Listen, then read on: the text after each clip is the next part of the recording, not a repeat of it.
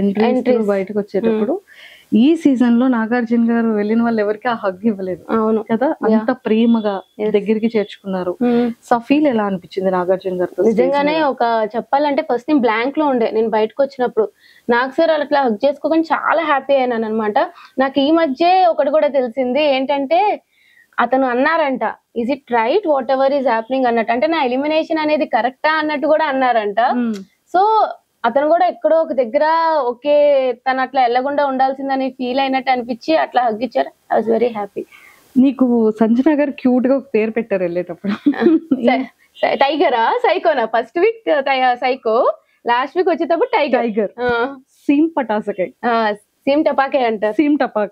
Seam టపాకాయ్ and tiger. So ఎలా అనిపించింది?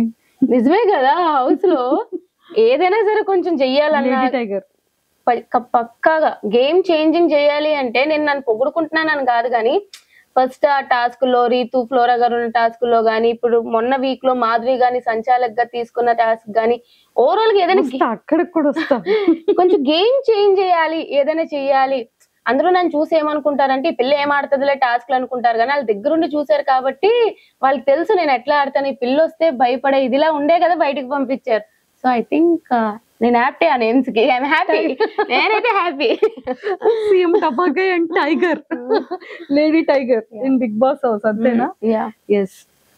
అందరిలో ఒక పెద్ద క్వశ్చన్ మార్క్ ఏంటంటే, నీది Pawan Kalyan the bonding.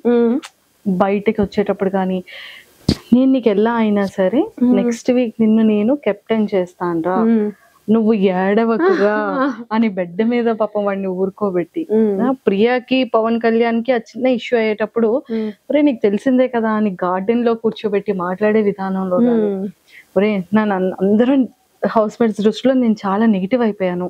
So మన ఇద్దరం కలిసి ఆడితే నా వల్ల నువ్వు కూడా ఇదవుతావు.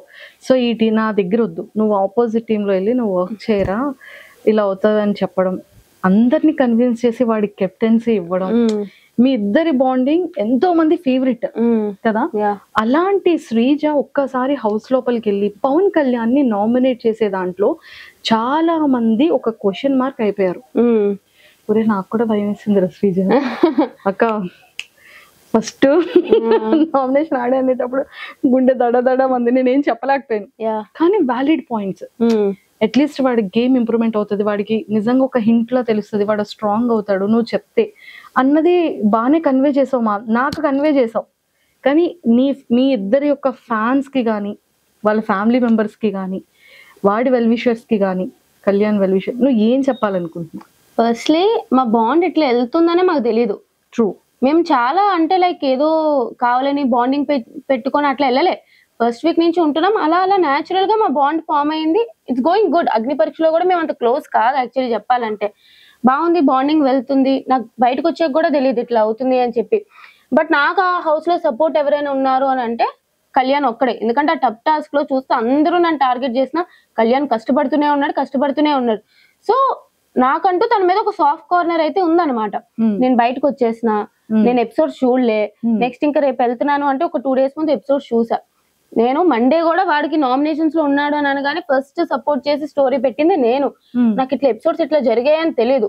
సో ఎపిసోడ్స్ చూసినప్పుడు నాకే అనిపించింది, ఏంటి వీడు ఇట్లా ఆడుతున్నాడు. నేను వెళ్ళిపోయిన దగ్గర నుంచి వాడు డల్ అవ్వకూడదు, నాకు ఫస్ట్ సేఫ్ గేమ్ ఆడకూడదు.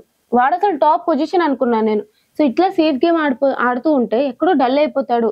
వాడు తెలియాలి, వాడు చేస్తున్న తప్పు వాడు తెలియాలి. వాళ్ళు ఎవరినైనా సరే తక్కువ చేసి మాట్లాడితే వాళ్ళు ఎంత పెద్ద మనుషులైనా అవతల వాళ్ళు నువ్వు మాట్లాడొచ్చు అని చెప్పి, నాకు నిజంగానే హౌస్ లో అందరికంట డిసప్పాయింట్మెంట్ అని కాదు కానీ ఫస్ట్ వీడి గేమ్ మార్చుకోవాలి, ముందు కళ్యాణ్ కావాలి అని చెప్పి వెళ్ళి నామినేట్ చేశా.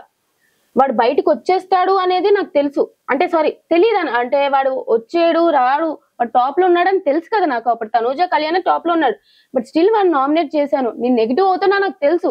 కళ్యాణ్ శ్రీజ ఫ్యాన్ పేజెస్ చాలానే ఉన్నాయి, బట్ స్టిల్ నేను వాడికి వెళ్ళి నామినేట్ చేస్తానా అంటే నా అర్థం చేసుకోవాల్సింది వాడికి నేను హెల్పింగ్ గానే, వాడి గేమ్ మార్చుకుంటాడు, నువ్వు ఇట్లా ఉన్నావు ఇట్లా ఉండకు, నీ కళ్యాణ్ ఒరిజినాలిటీ నాకు కావాలని చెప్పి నేనైతే నామినేట్ చేసిన. అంతే అంతే అంతే. సూపర్. మా వాళ్ళందరికీ ఒక క్లారిటీ వచ్చేసిందమ్మా. మాకైతే క్లారిటీ ఉంది, కానీ జనాలకి కూడా ఇప్పుడు ఒక క్లారిటీ వచ్చేసి. లేదు, నేను బయటకు వచ్చాక కూడా చూసా చాలా మంది సపోర్ట్ చేశాడు దానికి. 90% అందరూ కూడా ఎక్సలెంట్ గా చెప్పింది అన్న ఇదే వచ్చింది, ఎక్కడ కూడా నెగిటివ్ రాలేదు. అది ఎవరో వాళ్ళ ఫ్యామిలీ మెంబర్స్ కు ఏంటి శ్రీజ తను ఇంత ఇది కదా, ఏంటి అక్క ఇలా చేసింది అన్న ఒక ఆ చిన్న ఇంటెన్షన్ ఉన్న వాళ్ళందరికీ వచ్చిన క్లారిటీ అన్నమాట. ఒక 10 మెంబర్స్ హింట్ ఇస్తూ నామినేట్ చేస్తూ వాడు ఎట్లా డిఫెండ్ చేసుకుంటాడు, వాడు తప్పు తెలుసుకుంటాడా లేదా అని చెప్పి నాకు నామినేషన్ పాయింట్ ఆడ మీదే ఉంది అంతే. ఇప్పుడు లోపలికి వెళ్ళిన తర్వాత చేంజెస్ ఏమైనా కనిపించాయా కళ్యాణ్ లో? చెప్పాలి అంటే ఇంకా వాడు ఎక్కడో మారాడు, కంప్లీట్ గా మారాలి అనిపించింది.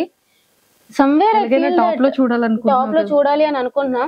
అంటే ఎక్కడో కొంచెం చేంజ్ అయితే 2 weeks లో అయ్యింది వాడిది. మేనిఫెస్ట్ చేస్తా కళ్యాణ్ కోసం కూడా. యా, నాకు ఒక కామనర్ విన్నర్ అవ్వాలని ఉంది. సో కళ్యాణ్, డెమాన్ వీళ్ళిద్దరిలో ఒకరు విన్నర్ అయితే నాకు ఇష్టం. బట్ కళ్యాణ్, నాకు డెమాన్ కూడా చాలా సపోర్ట్ చేశాడు అనమాట ఫస్ట్ నుంచి కూడా. సో నిన్న ఏం జరిగింది అది బయటకు వస్తే ఏడ్చాడే డెమోన్ కదా. నాకు డెమోన్ ఎప్పటి నుంచో ఫ్రెండ్ అక్క. ఓ మీరిద్దరు మొదటి నుంచి ఫ్రెండ్స్? చాలా ముందు నుంచే ఫ్రెండ్స్ మేమిద్దరు. హౌస్ లో వెళ్ళాక వాడు రీతుతో అన్నాడు కానీ మా ఇద్దరు బాండ్ ఎప్పుడు అట్లానే ఉంటది. కళ్యాణ్ లోపలికి వెళ్ళాక ఫ్రెండ్ నాకు సపోర్ట్ చేశాడు, కానీ డెమోన్ ముందు నుంచే ఫ్రెండ్. సో వీళ్ళిద్దరు కామనర్స్ లో ఒకరు విన్నర్ అయితే నాకు చూడాలని ఉంది. నిన్న ఒక ఇన్సిడెంట్ జరిగింది, నాకు నిజంగా అది ఓకే, వాడు అట్లా తొయ్యకుండా ఉండాల్సింది. ఇట్స్ నాట్ రైట్, నేను దానికి అపోజ్ చేస్తాను.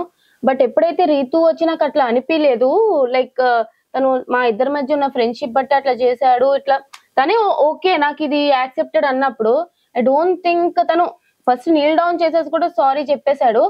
మళ్ళీ తర్వాత నువ్వు రీతుకు చెప్పాలి, ఇదంతా చాలా ఓవర్ బోర్డ్ అయిపోయింది అని అనిపించింది. I really feel sorry for him. Yes, అంటే బేసిక్ గా ఒక ఇద్దరు కామన్ ఫ్రెండ్స్ లో ఉండేటప్పుడు నా మాట విను, నువ్వు ఇలా కూర్చో అనేది ఆటోమేటిక్ గా కోపంలో వచ్చేస్తుంది.